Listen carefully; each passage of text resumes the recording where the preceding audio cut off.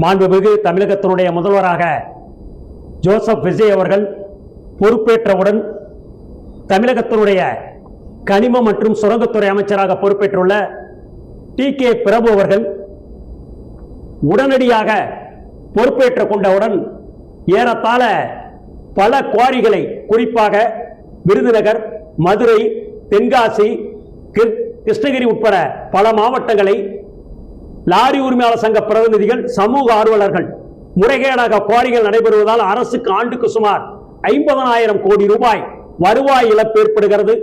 குவாரியை ஆய்வு செய்து நடவடிக்கை எடுக்க வேண்டும் என்று வேண்டுகோள் வைத்தோம். அதனை ஏற்று அமைச்சர் அவர்கள் குவாரிகளை எல்லாம் ஆய்வு செய்து ஏறத்தாழ 67 கல்குவாரிகள் முறைகேடாக அனுமதிக்கப்பட்ட ஆழத்திற்கு மேல் கற்களை வெட்டி எடுத்தும் அனுமதி காலம் முடிவுற்றும் தொடர்ந்து 3 ஆண்டுகளாக குவாரிகள் இயங்கி வருவதை கண்டுபிடித்து 67 குவாரிக்கு வழங்கப்பட்ட அனுமதியை தற்காலிகமாக நிறுத்தி வைத்து உத்தரவு பிறப்பித்துள்ளார். இதனால் அரசுக்கு நெருக்கடி கொடுக்கின்ற வகையிலும் அரசுக்கு அவப்பெயர் ஏற்படுத்துகின்ற வகையிலும் கல்குவாரி கிரசர்கள் உரிமையாளர்களாம் ஒன்று சேர்ந்து கொண்டு சிண்டிகேட் அமைத்துக் கொண்டு 1/6/2026 முதல் எதேச்சதிகாரமாக தமிழகம் உள்ள கல்குவாரி கிரசர்கள் எல்லாம் விலையை உயர்த்தியுள்ளார்கள். அதாவது 1/6க்கு முன்னாடி ஜல்லியினுடைய விலை ஒரு யூனிட் 3000 விற்றதை 1000 ரூபாய் உயர்த்தி 4000 ஆகும். எம்சாண்ட் 4000க்கு ஒரு யூனிட் விற்றதை ரூபாய் 1000 உயர்த்தி 5000க்கும், 5000க்கு ஒரு யூனிட் விற்ற பி சாண்டை 1000 உயர்த்தி 6000 ரூபாய்க்கும் விற்பனை செய்து வருகிறார்கள். இதனால் ஒட்டுமொத்த கட்டுமான தொழில் பெருத்த இழப்பை சந்திக்கும். லாரி உரிமையாளர் ஓட்டுநர்கள் வேலை வாய்ப்பு இழப்பார்கள். அரசுக்கு அபகீர்த்தி ஏற்பட்டுள்ளது. எனவே உடனடியாக மாண்புமிகு அமைச்சர் அவர்கள் கல்குவாரி கிரசர் உரிமையாளர் அழைத்து பேசி விலை உயர்வை திரும்ப பெற நடவடிக்கை எடுக்க வேண்டும். மேலும் இந்த பிரச்சனைக்கு முடிவு கட்ட வேண்டும் என்று சொன்னால் அரசு விரைந்து ஆங்காங்கே ஆறுகளில் மணல் அதிகம் தேங்கியுள்ள பகுதியெல்லாம் கண்டறிந்து மணல் குவாரியை திறந்து இயக்கிட வேண்டும்.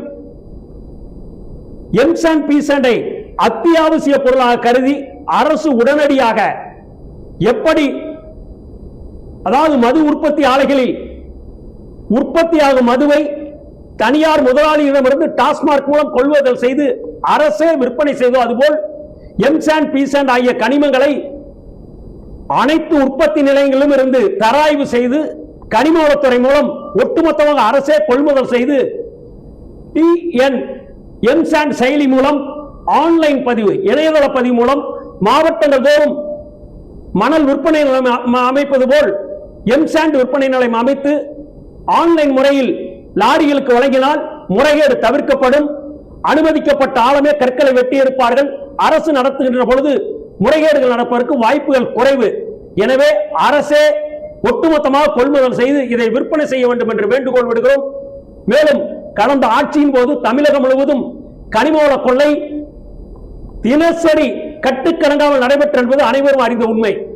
குறிப்பா பார்த்தீங்கன்னா திருநெல்வேலி மாவட்டத்தில் அன்றைய சார் ஆட்சியர் அவர்கள் 262,000 கோடி ரூபாய் ஒரு அந்த மாவட்டத்தில் இங்க கற்குவாரிகள் விதிமுறை மீறி செயல்பட்டதாக அபராதம் விதித்ததை இந்த 262 கோடியுமே 13.5 கோடியாக குவாரி உரிமையாளர் கையூற்று பெற்றுக் கொண்டு அன்றைய கனிமவளத்துடைய செயலாளர் ஜெயகாந்தன் IAS அவர்கள் மிகவும் குறைத்து இந்த அபராதத்தை அவர்களுக்கு சாதமாக வழங்கியதால் அரசுக்கு ஏறத்தாழ 250 கோடி ரூபாய் வருவாய் இழப்பு ஏற்பட்டது.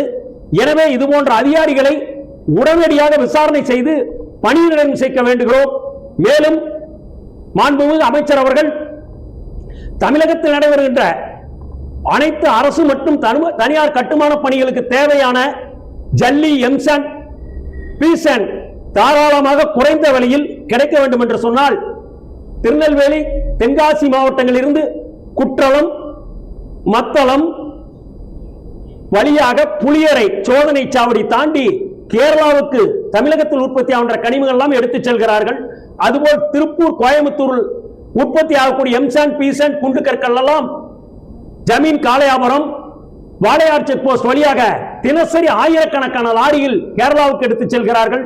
இங்கு கிருஷ்ணகிரியில் இருக்கின்ற கல்குவாரி கிரசிலிருந்து ஒசூர் வழியாக கர்நாடகாவிற்கு ஆயிரக்கணக்கான லாரிகள் தினசரி கனிமங்கள் சென்று வருகிறது. இதையெல்லாம் முறைப்படுத்தி தமிழகத்தினுடைய வேலைக்கு மட்டுமே பயன்படுத்துவதற்காக கேரளா, கர்நாடகா போன்ற மாநிலங்களுக்கு ஒட்டுமொத்த கனிமங்கள் எடுத்துச் செல்வதற்கு தடை விதிக்க வேண்டும்.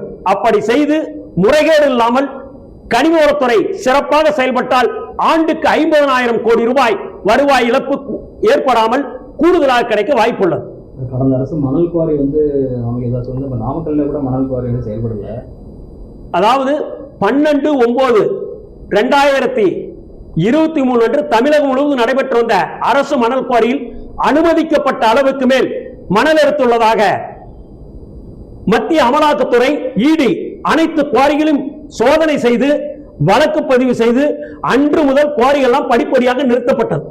ஏறத்தாழ 2.5 ஆண்டு காலம் தமிழகம் முழுவதும் அரசு மணல் குவாரி இயக்கப்படவில்லை. இதனால் இந்த தொழிலில் முழு நேரம் ஈடுபட்டுள்ள 55,000க்கும் மேற்பட்ட லாரி உரிமையாளர்கள் ஓட்டுநருடைய வாழ்வாதாரம் பெரிதும் பாதிக்கப்பட்டுள்ளது. எனவே அரசு முறைப்படி, அரசாணைப்படி ஆறுகளில் எங்கெங்கெல்லாம் மணல் திட்டுகள் தேங்கியுள்ளதோ அந்த இடங்களை கண்டறிந்து 1 மீட்டர் டெப்த் ஆழம் மட்டுமே மணல் எடுத்தால் மிகச் சிறப்பாக இருக்கும். கட்டுமானம் ஏழை எளியோர்கள் வீடு கட்டுவார்கள்.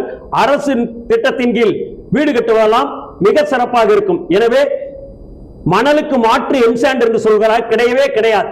காடுகளை, மலைகளை அழித்து எம்சாண்ட் உற்பத்தி செய்கிறார்கள். மீண்டும் அந்த மலைகளை உருவாக்க முடியாது. ஆறுகளில் குறிப்பிட்ட 1 மீட்டர் ஆழம் மணல் எடுத்தால் எந்த பாதிப்பும் இல்லை. எனவே அரசு விரைந்து பொதுப்பணித்துறை மூலம் அரசு மணல் குவாரியை திறந்து இயக்க வேண்டும்.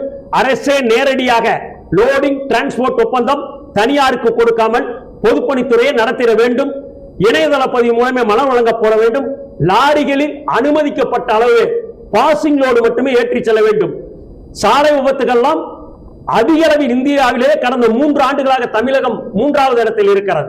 எனவே சாலை விபத்துகளை தடுத்து உயிரிழப்பா தமிழகத்தை உருவாக்க வேண்டும் என்று சொன்னால் உடனடியாக மாண்புமிகு முதல்வர் அவர்கள் அனைத்து கனிமங்கள் உட்பட அனைத்து லாரிகளிலும் அனுமதிக்கப்பட்ட மோட்டார் வாகன சட்டத்தில் அனுமதிக்கப்பட்ட அளவு மட்டுமே கனிமங்களை எடுத்துச் செல்ல வேண்டும். கனிமங்களில் அளவுக்கு மீறி ஏற்றி விடுகின்ற கல்குவாரி கிரசர் உரிமையாளர் மீது வழக்கு பதிவு செய்து நடவடிக்கை எடுக்கப்பட வேண்டும். எக்காரணத்தை கொண்டும் லாரிகளை வாகன சோதனை என்ற பெயரில் ஆங்காங்கே வழியில் லாரிகளை நிறுத்தி காவல்துறை, வருவாய்த்துறை, கனிமவளத்துறையினர் சோதனை செய்து மாமூல் கேட்டு கொடுக்கும் மறுக்கும் லாரி உரிமையாளர்கள் பொய் வழக்கு போட்டு வருகிறார்கள். கடந்த ஆட்சியின் போது போடப்பட்ட லாரி உரிமையாளர் ஓட்டுநர் மீது போடப்பட்ட பொய் வழக்குகள் அனைத்தும் மாண்பு முதல்வர் அவர்கள் திரும்ப பெற நடவடிக்கை எடுக்க வேண்டுகிறோம்.